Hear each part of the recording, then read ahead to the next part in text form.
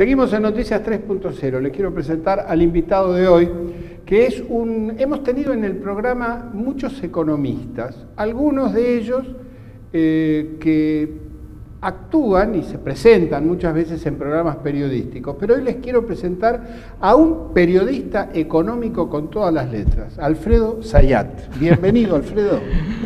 Gracias por la invitación. ¿Cómo andamos? No, muy bien, muy bien. Es un gusto. No, porque en serio, digamos, nunca supe cuál es tu título académico, qué estudiaste. No, licenciado en Economía. Soy licenciado en Economía, pero vos no sos economista. No, me dediqué al periodismo. Te dedicaste a la comunicación. Y hace casi, ya van a ser 32 años. ¿32 años? 32 años del periodismo económico. ¿Dónde empezaste? Página 12. Escribí en El Periodista, escribí en El Porteño. Ah, mirá vos. Pero estoy desde el comienzo del Desde el diario, comienzo de Página 12. Y en todo este periodo, bueno, escribiendo y participando en otros medios, ¿no? ¿Qué tiene de interesante este hecho de ser un periodista económico y no un economista que se dedica al periodismo? Primero, que tiene una gran capacidad de comunicación de ideas que en general suelen no estar familiarizados, el público no suele estar familiarizado. Y en tu caso, y es mi experiencia personal contigo, Alfredo, tenés una gran formación histórico-económica. Bueno, porque yo creo que tanto los economistas o los periodistas de economía están formados con ese lineamiento de la ortodoxia, de la escuela neoclásica o conservadora, el discurso dominante, que desprecia la historia, desprecia la filosofía, desprecia la sociología, la psicología de masa. Entonces, por eso no se les entiende nada. O directamente cuando dicen, bueno, siempre dicen lo mismo, porque claro, lo mismo. Salen con el libretito de la universidad público-privada, y entonces yo creo que es un análisis muy acotado el que brinda esa formación de economista. Pero ojo, que la economía nace como una ciencia social. Sí. Y los padres fundadores, Adam Smith desde el liberalismo, David Ricardo. Eran teólogos, en primer lugar. Bueno, por eso. Filósofos. Claro, Marx, digamos, vos tenés ahí, digamos, historia, sociología, filosofía. Claro. Entonces vos necesitas incorporar esos elementos para un análisis económico más consistente, más riguroso, digamos, e incluso también más entendible para la población, público, ¿no? Digamos, por ahí te salto, pero si querés después volvemos.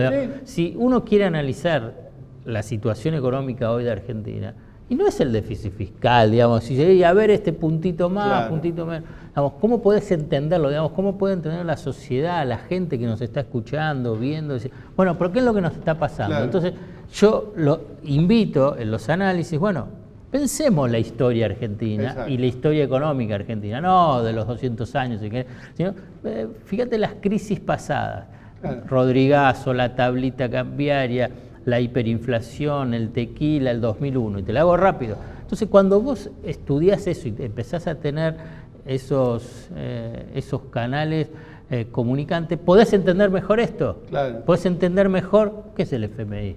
Claro. ¿Qué es lo que pasó con el FMI antes? Claro. ¿Qué es lo que hizo el FMI? ¿Cuáles fueron las consecuencias?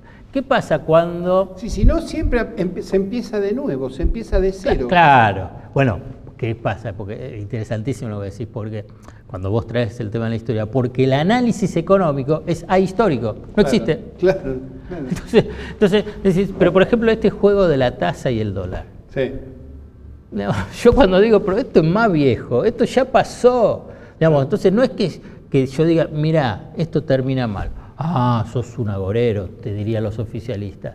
Otros, los que dudan un poco, que tenés la bola de cristal. No. O sos un ideológico. Claro, o sos un ideológico. No, ninguna de esas tres cosas. Claro. Te estoy diciendo qué es lo que dice la historia. Claro. Pero la historia argentina reciente, lo que pasa en otros países, lo que pasó en otros países. Entonces, bueno, este camino te lleva a una situación de, primero, una redistribución regresiva del ingreso fenomenal. Deterioro de la calidad de vida y después una gran crisis financiera. No es que, digamos, aparte, cualquiera que estudie historia. Sí, señor.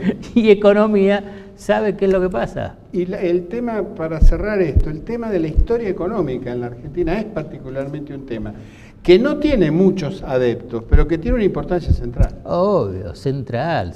Si no, no se puede entender nada. Al fin y al cabo, la obra cumbre de Aldo Ferrer, por decir alguien, que ha ocupado un espacio en la economía argentina trascendental, es una historia de la economía argentina. La economía argentina. Sí, señor, que es histórico, es un libro histórico.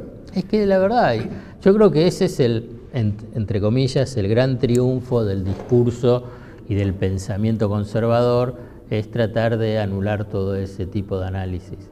Ni te digo análisis crítico, no te hablo de un análisis crítico, sino simplemente el de la propia historia. ¿Sabes por qué? Digamos, y porque ahí, si se sabe esa historia, se encuentran raíces del fracaso argentino, que precisamente es la de los conservadores en Argentina, de los sectores dominantes en Argentina, del mundo de los grupos económicos en Argentina. Entonces voy a decir, bueno, saquemos de la historia. Claro.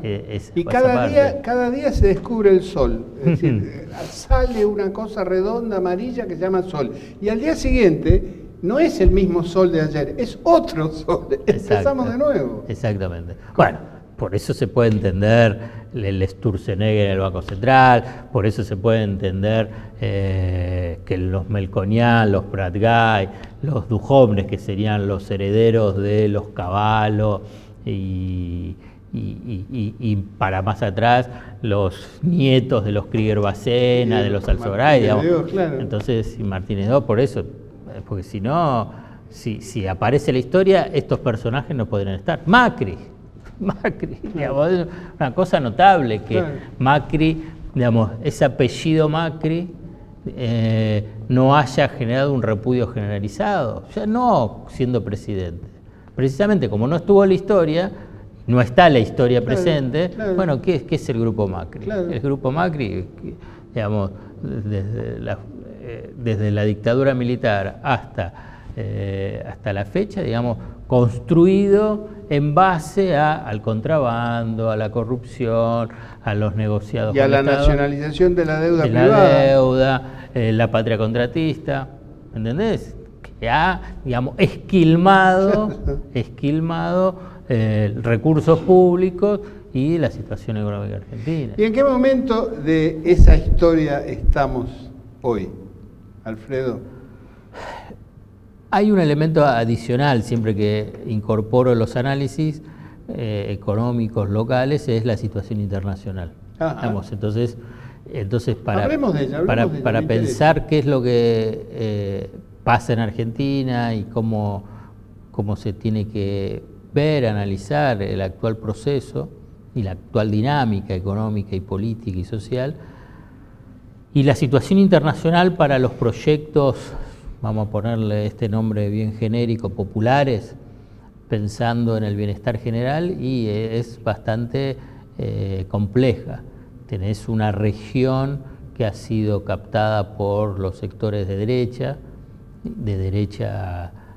incluso violentas, como la de Brasil, alimentadas por los sectores más reaccionarios y conservadores de Estados Unidos, que Estados Unidos ha decidido realizar una intervención directa, siempre ha intervenido en América Latina, ya se sabe, un poco la historia, uno ve, digamos, que siempre ha intervenido y ha intervenido de una forma trágica para los pueblos latinoamericanos, y ahora ha decidido con una intervención a ese estilo, ¿no? El estilo de la década del 70, con el objetivo de defender sus negocios, que es siempre lo mismo, sus intereses geopolíticos y geoestratégicos, en un escenario internacional complejo y diferente. Ya no está la Unión Soviética, pero sí está China en cuestión de competencia en los espacios económicos.